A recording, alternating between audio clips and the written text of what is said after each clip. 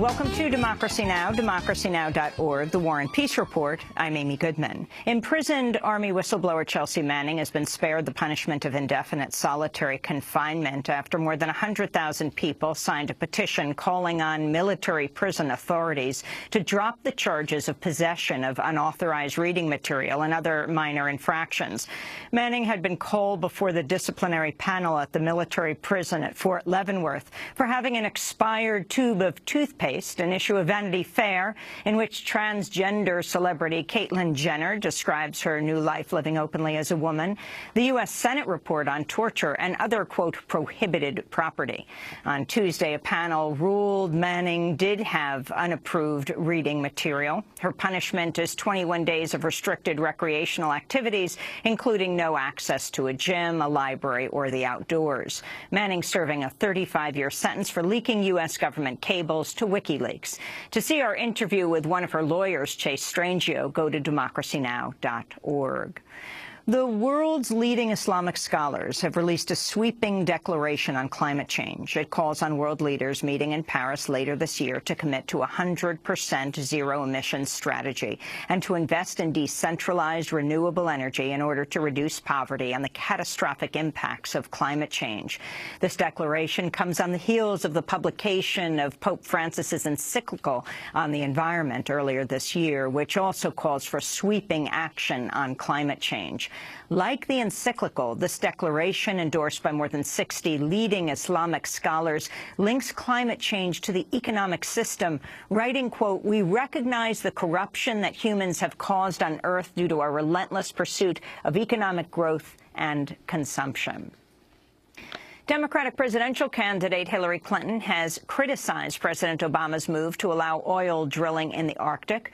Earlier this week, the administration granted Royal Dutch Shell final approval to resume drilling for oil and gas in the Arctic Ocean for the first time since 2012, despite widespread protests from environmental groups. Taking to Twitter, Clinton wrote, quote, "The Arctic is a unique treasure. Given what we know now, it's not worth the risk of drilling." Meanwhile, Hillary Clinton continues to be dogged by the issue of the private email server she used while she was Secretary of State. At a campaign event in Las Vegas Tuesday, reporters repeatedly pressed Clinton about the issue, causing her to abruptly end the news conference. The Justice Department is currently investigating whether any classified email was handled improperly. In Syria, the self-proclaimed Islamic State has executed an antiquities expert in the ancient city of Palmyra. ISIL captured Palmyra, a UNESCO World Heritage Site, in May. On Tuesday, militants reportedly beheaded Khalid Assad, who spent more than 50 years working to preserve Palmyra, and hung his body on a column in the ancient city.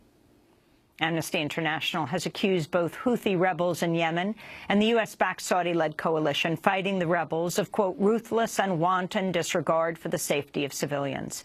The report calls for the United Nations to establish a panel to probe possible war crimes in Yemen. Meanwhile, another report by UNICEF says 8 children are killed or maimed in Yemen every day. The reports came as Saudi-led warplanes blasted the Houthi-controlled port of Hodeidah, the main entry point for aid supplies to northern Yemen. The White House has hired a transgender woman of color to serve as an outreach and recruitment director, marking what officials are calling the first time the White House has hired an openly transgender staffer. Rafi Friedman Gerspan is a former policy advisor on racial and economic justice for the National Center for Transgender Equality. She's advocated for transgender migrants to be released from immigrant detention centers and for the federal government to do more to protect transgender women from violence. At least 17 transgender women have been murdered so far this year. In news from Texas, a Guatemalan LGBT activist who's been taking sanctuary in a church in Austin since June has been granted a stay of deportation by authorities. Sulma Franco has sought asylum in the United States because LGBT activists face high levels of violence in Guatemala. But activists say her application was denied based on a, quote, clerical error. On Tuesday, authorities stayed her deportation for a year.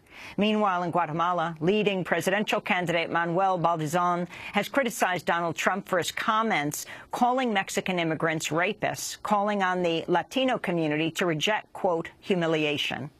Bueno, es una estrategia política. This rhetoric is a political strategy Mr. Trump is using. However, in my view, I'm completely against these kinds of actions that hurt Hispanics. It's important that we Hispanics are clear that we can't be accepting of such humiliation or negative blows against our culture and dignity.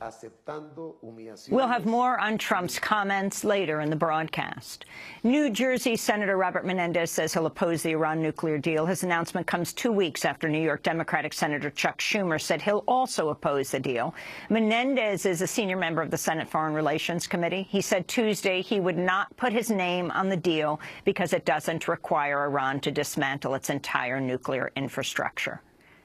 I have looked into my own soul, and my devotion to principle may once again lead me to an unpopular course. But if Iran is to acquire a nuclear bomb, it will not have my name on it. It is for these reasons that I will vote to disapprove the agreement and, if called upon, would vote to override the agreement. More than 1,000 black activists, artists, scholars, and students have signed on to a statement supporting the, quote, liberation of Palestine's land and people. Signatories include scholars Angela Davis and Cornel West, journalist Mumia Abu-Jamal in prison in Pennsylvania, hip-hop artist Talib Kweli, and Black Lives Matter co-founder Patrisse Cullors.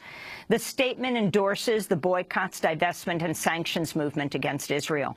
It specifically highlights private prison giant G4S as a target for the movement because the company detains for-profit Palestinians in Israel as well as people of color in the United States.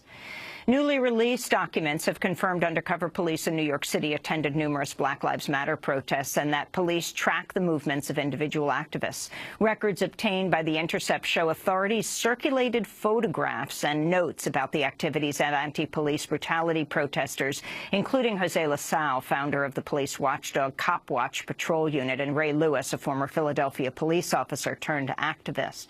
The records appear to provide the first documented evidence of the presence of undercover police at Black Lives Matter rallies in New York City.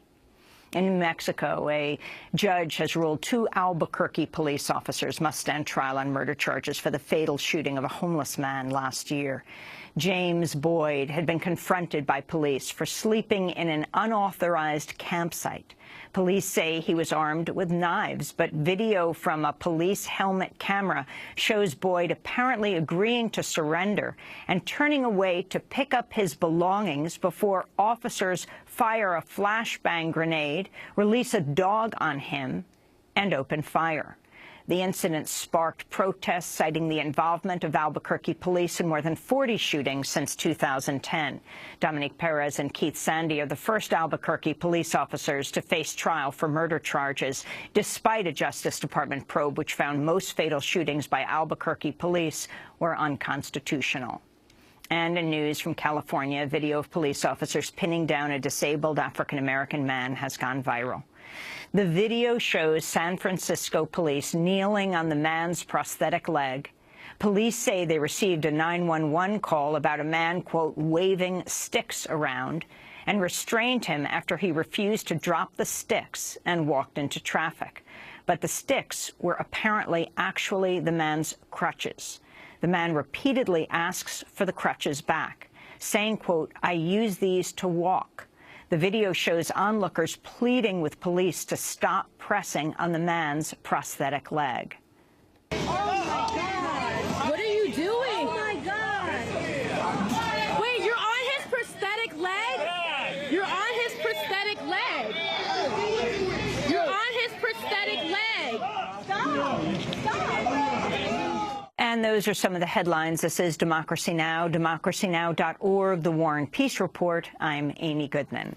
And I'm Juan Gonzalez. Welcome to all of our listeners and viewers around the country and around the world.